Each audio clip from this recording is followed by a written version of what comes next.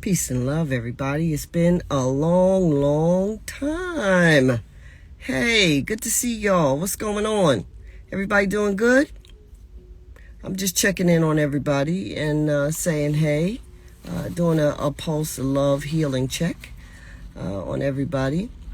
So listen, I want to share with you. I watched, like everybody else, this TikTok docu series with the sister Reesa Teesa, right?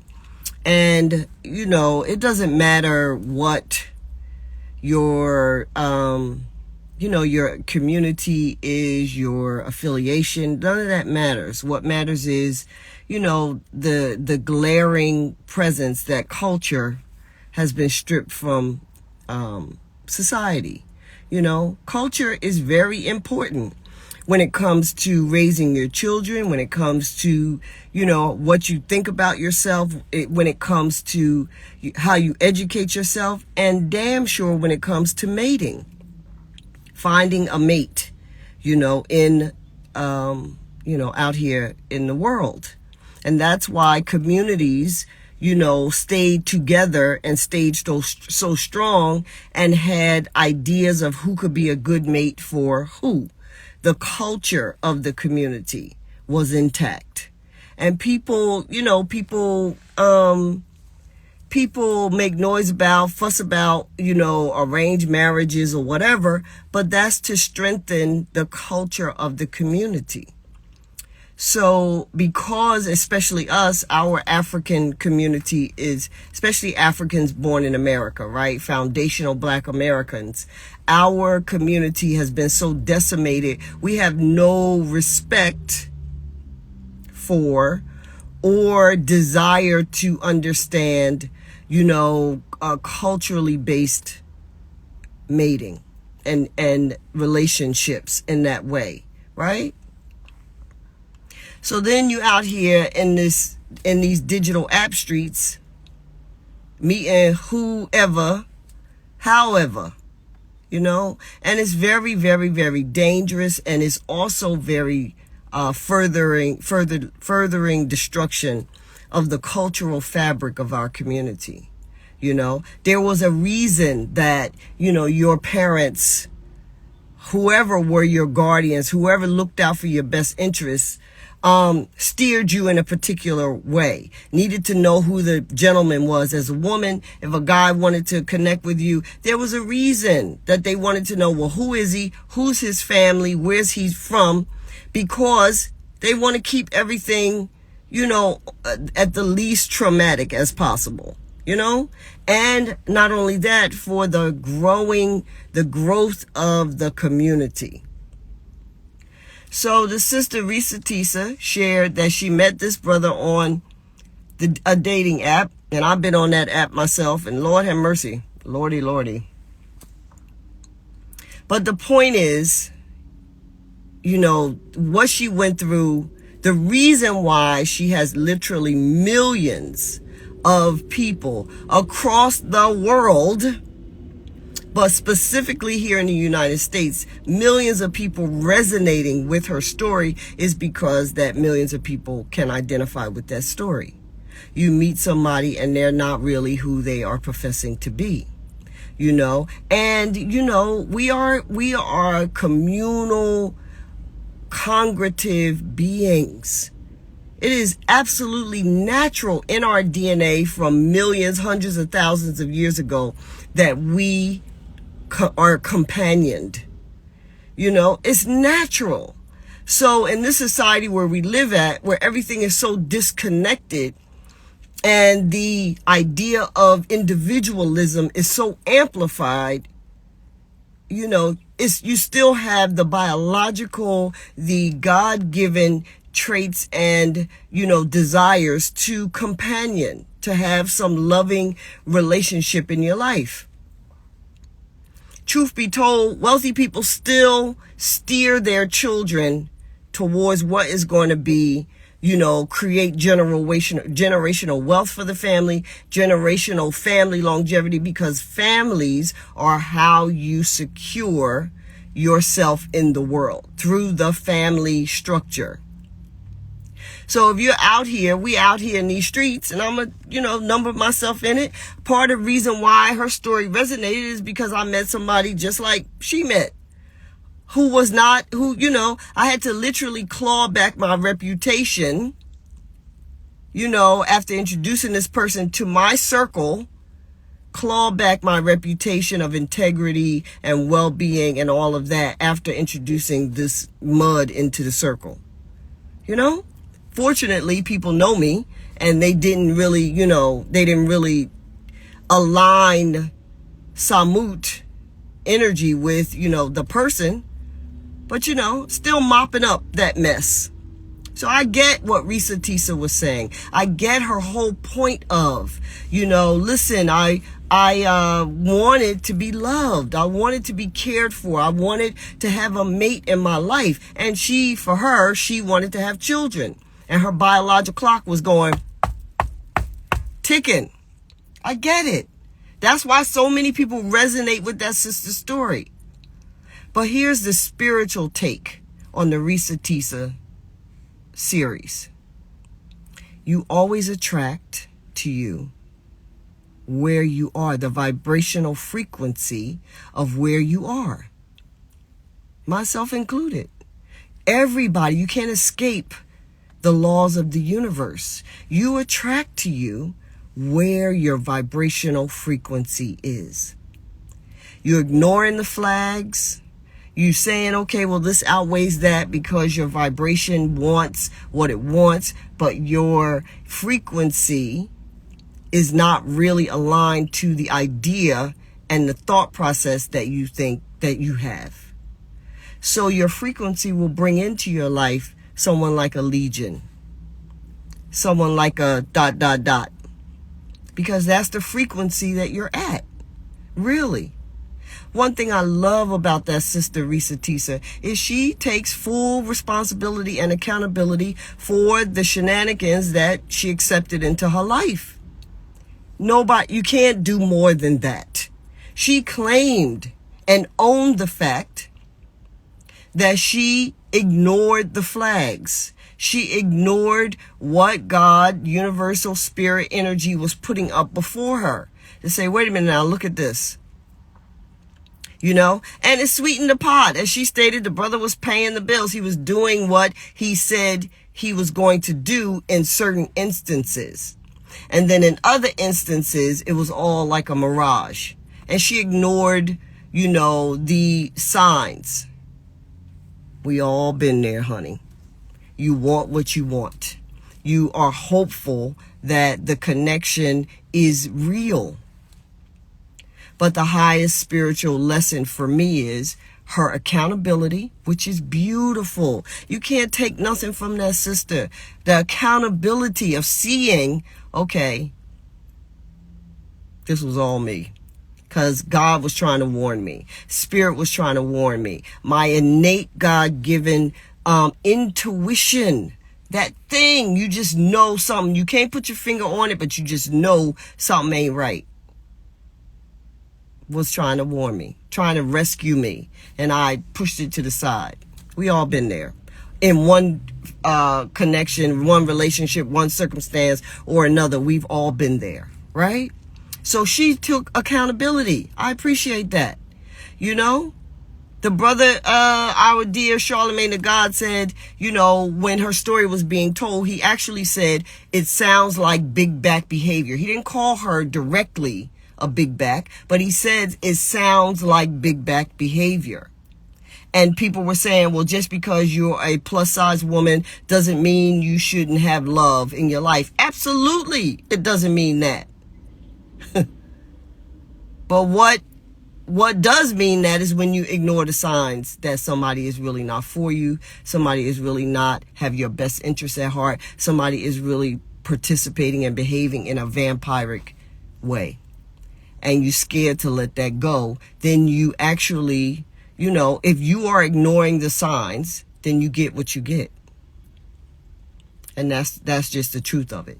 So I appreciate the sisters from a spiritual standpoint. You cannot heal, correct, move beyond anything unless you take responsibility for your contribution to the situation that you find yourself in. That's with money. That's with your weight. That's with your health and vitality. That is with your relationships. That is with, all the dynamics of our life. It is said, the abuse may not have been my fault, but it's my responsibility to heal and to not allow that kind of vibration into my frequency, into my life. So the spiritual aspect, I love the way Reesa Teesa takes accountability for her own misgiving of ignoring the signs. The other spiritual dynamic to the message that she shared that so many people resonated with is that you will attract the frequency of where you are.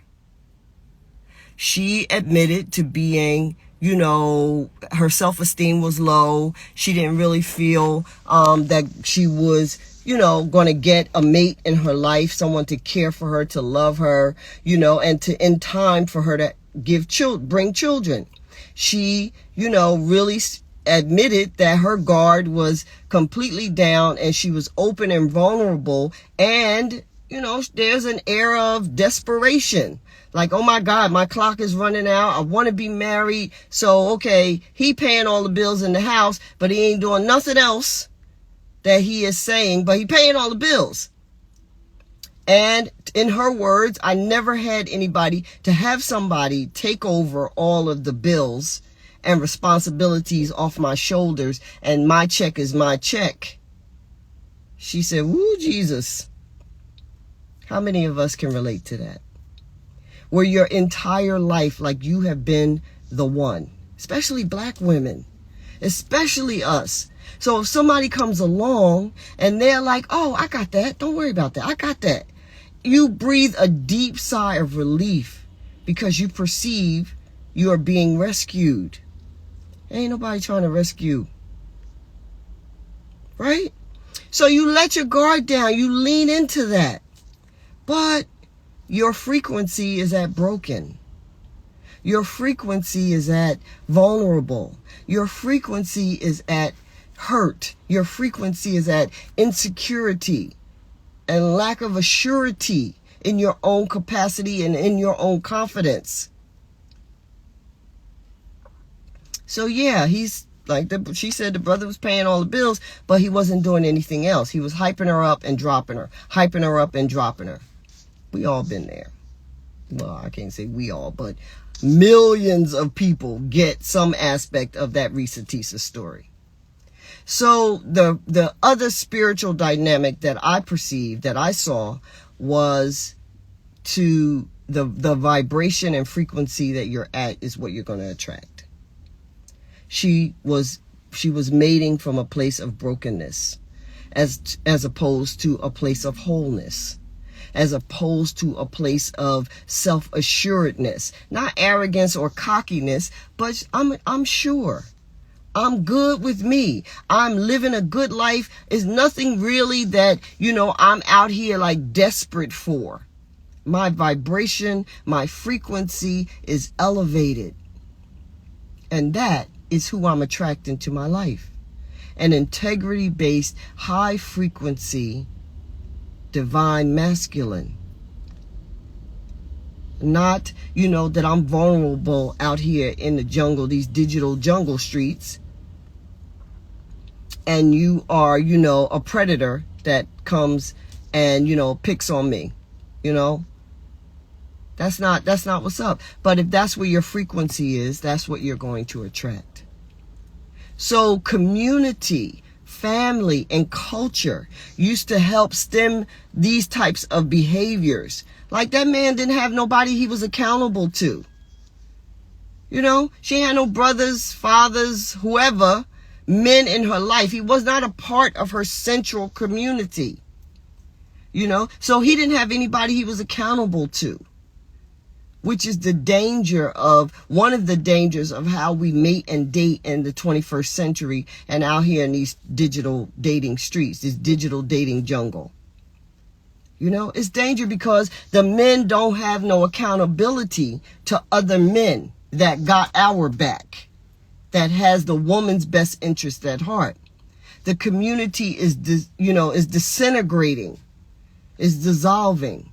You know, the respect for cultural mating is dissolving. You see?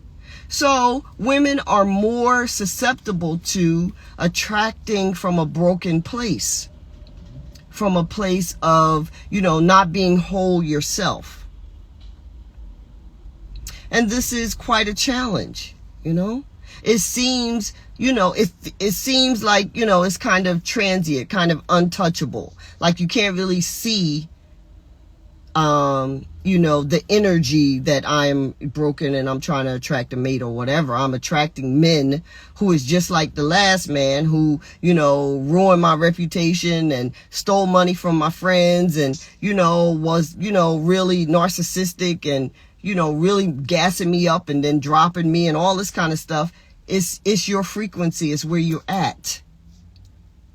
In addition to the dating, scene, there's no accountability to anyone.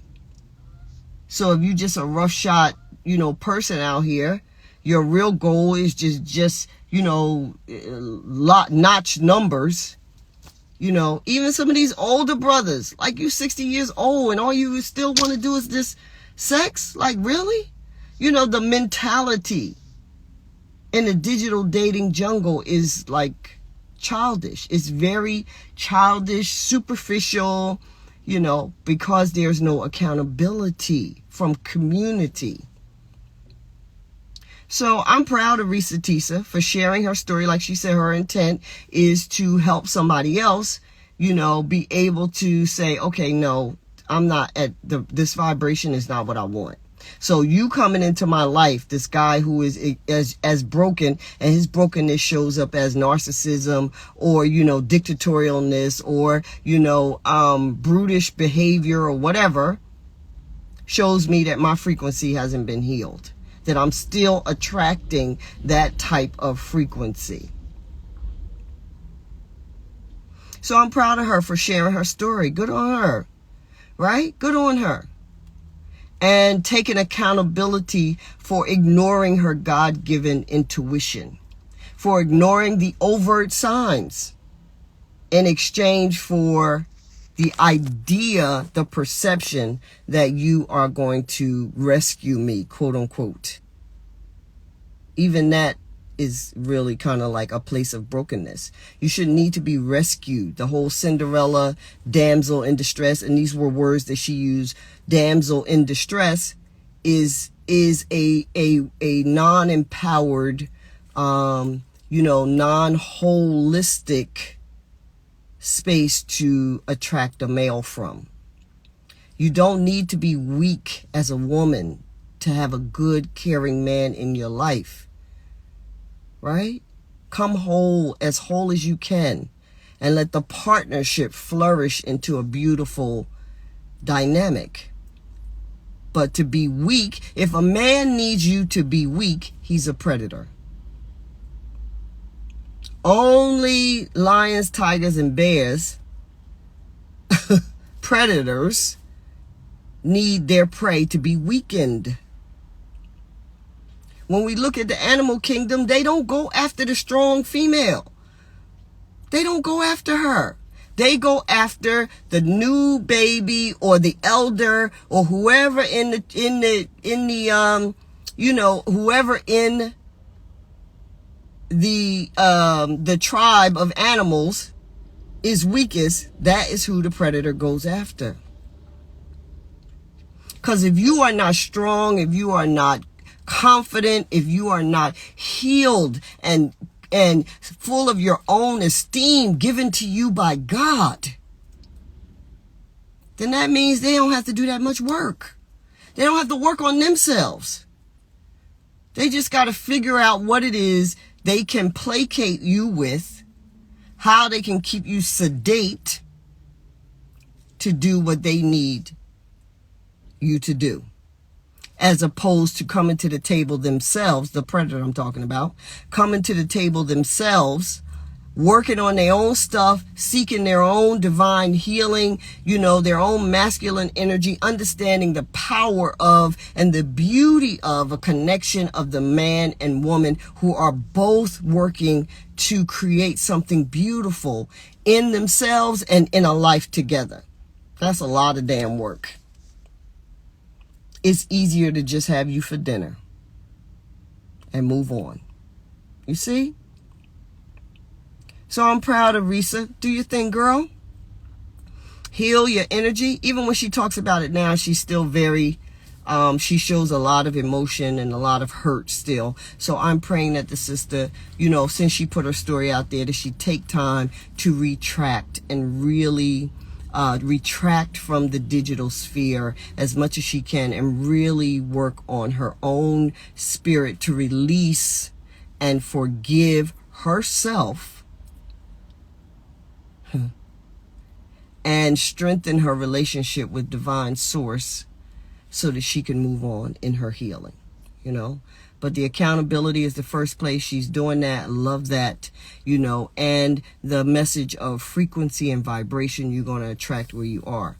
And if you are a person who is weakened, desperate, needy, you're going to attract a predator that's going to take advantage of that. Girl, I know where you've been. Absolutely. So we all have work to do. Nobody can stand in a space of judgment, and it doesn't matter your size, your ethnicity. Black women, we tend to think that we got it the worst or whatever, but other communities have it. Their men be acting crazy too. Because this society we live in is desirous of people being individuals so that they can be picked off.